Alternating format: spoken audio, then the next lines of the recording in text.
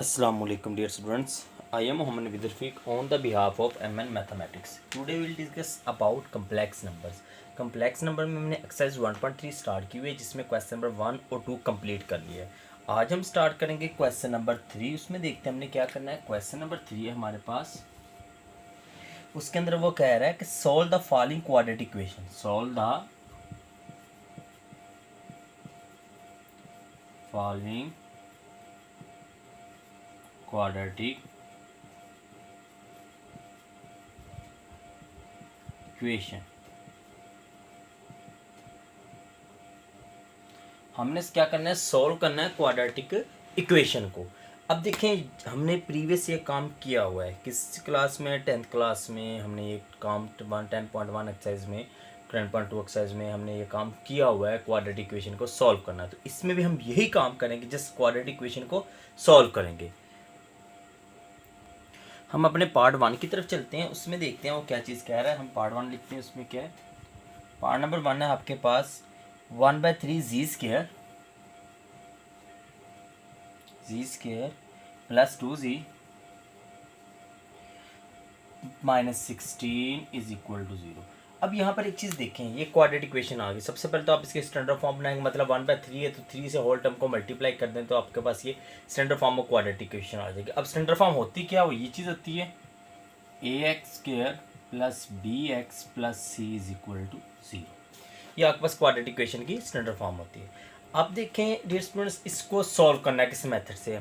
आपके पास basically quadratic equation को solve करने के 3 मेथड्स होते हैं. आप इसको कंप्लीटिंग स्केयर से भी कर सकते हैं, आप इसको जैसे हमने प्रीवियस क्वेश्चन किया था आप क्वाड्रेटिक फार्मूले से भी कर सकते हैं, आप फैक्टराइजेशन से भी कर सकते हैं. वो डिपेंड करता है आपके ऊपर, आप जिससे करना चाहें. और इसमें सम क्वेश्चन ऐसे होंगे जिसके फैक्टर नहीं बनेंगे तो उसको आप कंप्लीटिंग स्केयर से भी इजीली सॉल्व कर सकते हैं और क्वाड्रेटिक फार्मूले से भी इजीली सॉल्व कर सकते हैं. तो अब देखिए, सबसे पहले तो मैं डिनोमिनेटर में से 3 खत्म करूँगा. तो मैं क्या करूँगा, मल्टीप्लाई 3 ऑन बोथ साइड. 3 को मैं दोनों साइडों पे मल्टीप्लाई करवा दूँगा. तो मल्टीप्लाई करवाते हैं. देखें z square plus 6z minus 48 is equal to 0 multiply by 3 0 आ गया. ये आपके पास स्टैंडर्ड फॉर्म आ गई. अब ये 48 है नेगेटिव और 6z है तो मुझे इसके फैक्टर बनते हुए नज़र नहीं आ रहे.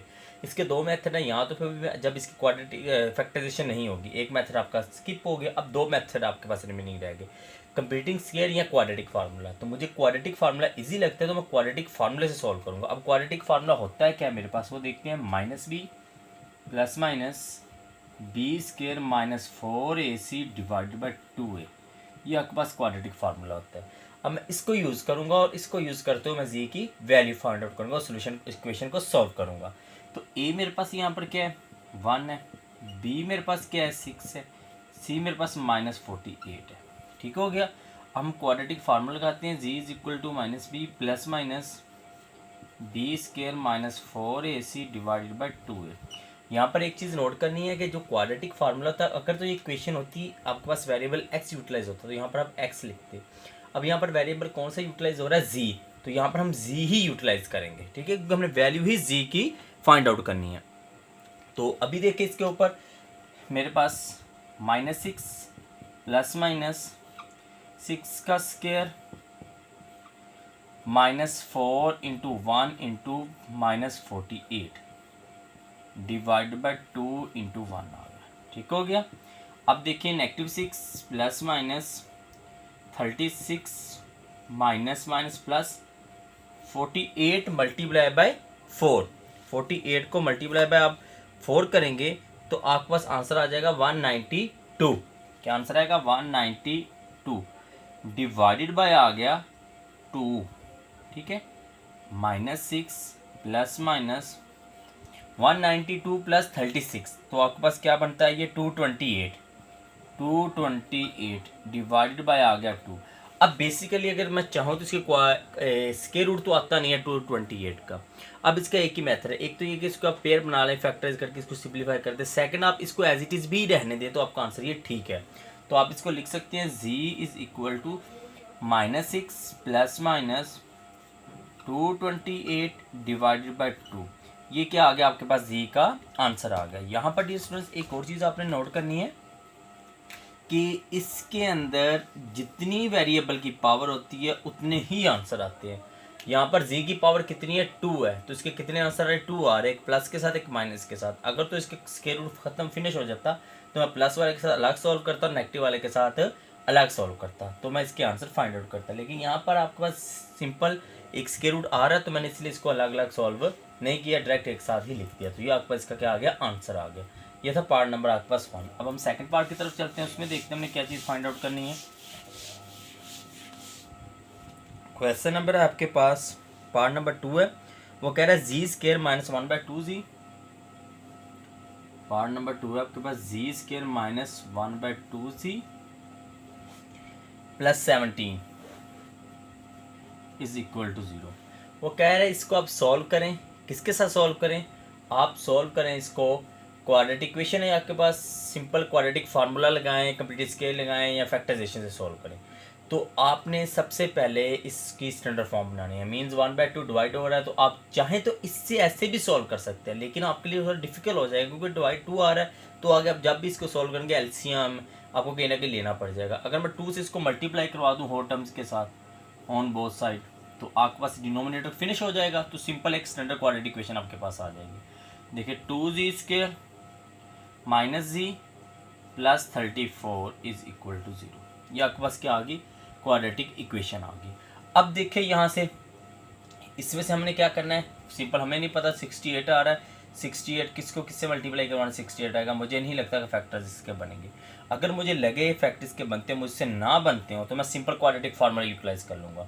आपने भी ऐसे ही करना है, ज़रूरी नहीं है कि आपको इसको फैक्टराइजेशन से ही करना है, जब मेंशन हो फिर हम करते हैं। यहाँ पर मेंशन नहीं है, यहाँ पर सिर्फ जस्ट लिखा हुआ है सॉल्व, तो आपको जिस मेथड से इजी लगे आप उस मेथड से इसको सॉल्व कर सकते हैं। अब a मेरे पास 2 है, b मेरे पास -1 है और c मेरे पास है 34। ठीक है, formula -b plus minus b square minus 4ac divided by 2a, ये मेरे पास z है। ठीक है, अब इसमें हमने क्या करना है, वैल्यू यूटिलाइज कर देनी है, माइनस इंटू -1 प्लस माइनस -1 का square -4 into 2 into 34 divided by 2 into 2, तो 1 प्लस माइनस, अब देखें ये क्या बनता है, -1 का स्क्वायर 1 माइनस 34 में 68 मल्टीप्लाई बाय 4, 68 को आपने मल्टीप्लाई बाय 4 किया तो 272 डिवाइड बाय 4 आ गया। अब देखिए 1 प्लस माइनस -271 डिवाइड बाय 4, अब स्क्वायर रूट के अंदर क्या आ गया, नेगेटिव आ गया। आपको पता है कि आपके चैप्टर का नेम है कम्प्लेक्स नंबर, तो कहीं ना कहीं तो कम्प्लेक्स नंबर यूटिलाइज होंगे ना। अब देखें मैं लिख सकता हूँ -1 का स्क्वायर रूट, वो किसके इक्वल होता है, अयोटा के, क्योंकि अयोटा स्क्वायर आपको पता है वो किसके इक्वल होता है, iota square is equal to -1, तो स्क्वायर रूट ले लेंगे तो अयोटा इज इक्वल टू -1। तो इसमें मैं क्या करूँगा, +1 प्लस माइनस 271 एंड -1 का स्क्वायर रूट, अलग अलग स्क्वायर रूट हमने कर लिया, तो 1 plus minus 271 square root, negative का स्क्वायर रूट अयोटा आ गया, डिवाइडेड बाय आ गया 4। तो डियर स्टूडेंट ये आपके पास क्वेश्चन नंबर जी इसका आंसर आ गया, ये इसका क्या आ गया आपके पास आंसर आ गया। ठीक हो गया, ये आपके पास पार्ट नंबर 2 सॉल्व हो गया और इसका क्या आ गया आपके पास आंसर आ गया। नेक्स्ट हम इसका थर्ड पार्ट की तरफ चलते हैं, उसको सॉल्व करते हैं। उसमें क्या करना है देख, इसमें जस्ट एक न्यू चीज़ आई आपके लिए, वो ये है कि यहाँ पर जब भी नेगेटिव आ जाए, प्रीवियस आप जो काम कर चुके हैं उसमें इस तरह का मेथड नहीं था, लेकिन इस क्वेश्चन में आपके पास नेगेटिव आ गया। जब भी नेगेटिव स्क्वायर रूट में आ जाए तो वो हमेशा अयोटा के इक्वल होता है, तो आपने यहाँ पर अयोटा लिख दिया। ठीक हो गया, ये आपके पास पार्ट नंबर 2 इसका सॉल्व हो गया। अभी हम नेक्स्ट थर्ड पार्ट की तरफ चलते हैं, उसमें देखते हैं हमने क्या करना है।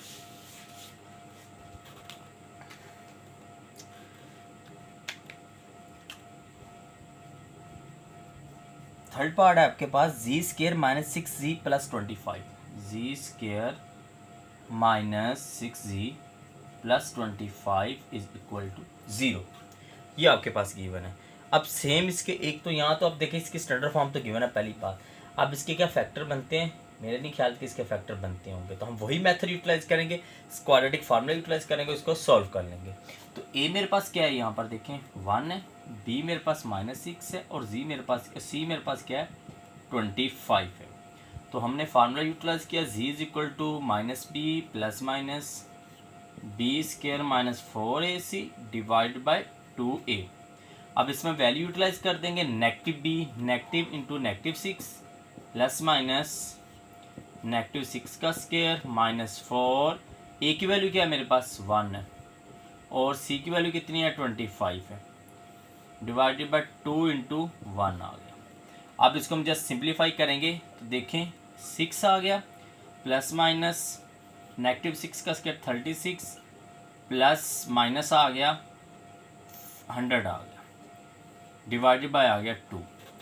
तो z is equal to 6 plus minus 34, 100 में 36 निकाल दे तो 64 आ गया नेगेटिव का, डिवाइडेड बाय 2। अब यहाँ पर एक चीज़ नोट कीजिएगा, वो ये चीज़ है कि आपके पास इसके अंदर नेगेटिव आ गया तो नेगेटिव का स्क्वायर रूट वो अयोटा आ जाएगा। तो 64 का स्क्वायर रूट क्या आ जाएगा 6 प्लस माइनस 64 का स्क्वायर रूट आ गया 8 और नेगेटिव का स्क्वायर रूट क्या आ गया अयोटा, डिवाइडेड बाय क्या आ गया 2। तो ये आपके पास इसका क्या आ गया आंसर आ गया।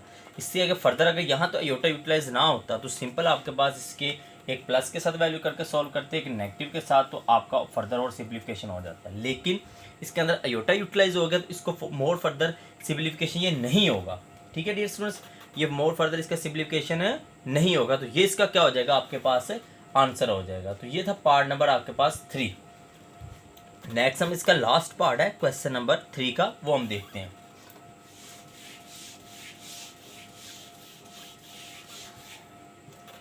पार्ट नंबर 4 देखिए इसका, वो कह रहा है z square minus 9z plus 11, z square minus 9z plus 11 is equal to 0। ये आपके पास आ गया।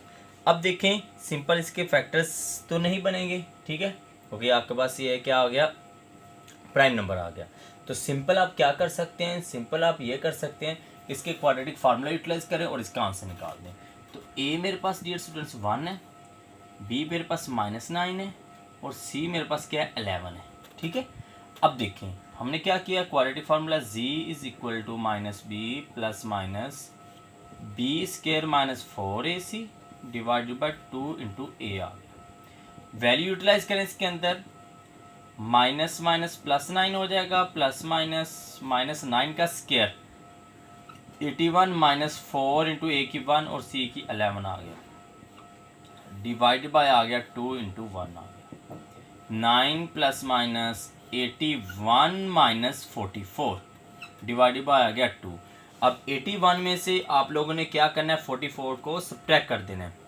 ठीक हो गया, तो आपके पास वैल्यू इसकी आ जाएगी 37। कितनी वैल्यू आ जाएगी 37। 9 प्लस माइनस 37 डिवाइडेड बाई 2, ये z is equal to 9 plus minus 37 square root by 2। अब 37 का स्क्वायर रूट तो आपके पास आता ही नहीं है, सही है। यहाँ तो 37 का स्क्वायर रूट आपके पास आता तो आप कह सकते हैं सिंपल आप स्क्वायर रूट इसका फाइंड आउट हो जाता। वैसे तो देखिए अगर इसका क्वालिटी से निकले वो आ जाएगा, लेकिन डायरेक्ट तो नहीं आपके पास आ रहा, तो आपको इससे करने की ज़रूरत नहीं है। आप सिंपल इसकी ये कह सकते हैं कि ये जी की क्या आ गई वैल्यू आ गई। कितनी आंसर है इसके 2 आंसर हैं प्लस माइनस के साथ। ठीक है, तो आपके पावर कितनी थी 2 ही थी। तो ये आपके पास क्वेश्चन नंबर 4 सॉल्व हो गया। तो डियर स्टूडेंट्स आज हमने क्वेश्चन नंबर 3 कंप्लीट किया है। तो इंशाल्लाह नेक्स्ट वीडियो लेक्चर के अंदर हम लोग क्वेश्चन नंबर 4 को स्टार्ट करेंगे और उसको ट्राई करेंगे कंप्लीट करने के लिए। आज के लिए इतना ही, अल्लाह हाफिज़।